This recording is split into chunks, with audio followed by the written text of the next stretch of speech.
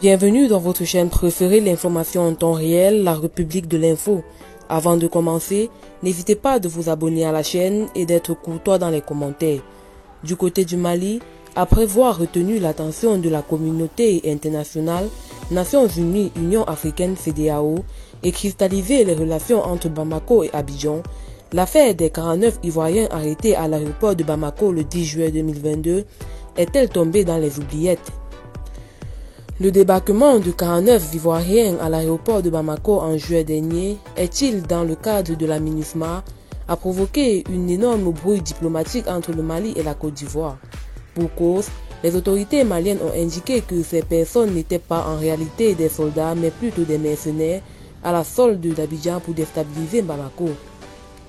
Ce que le gouvernement d'Alassane Ouattara a refuté avec véhémence.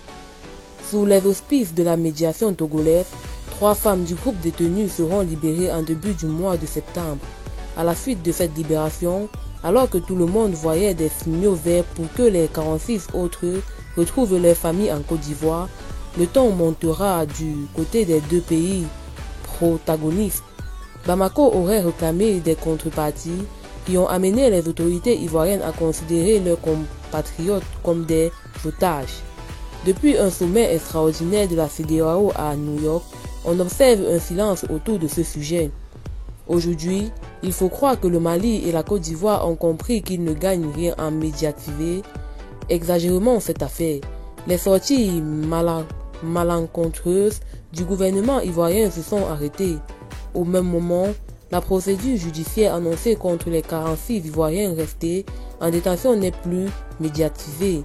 Certainement, les deux parties ont constaté que les déclarations tonitruantes et les uppercuts verbaux diplomatiques desservent ces hommes qui croupissent en détention au Mali.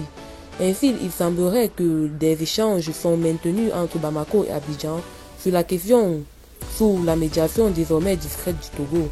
Eh bien, c'est tout pour cette note d'information. N'hésitez pas à mettre en commentaire vos impressions et à très bientôt pour une nouvelle note d'information.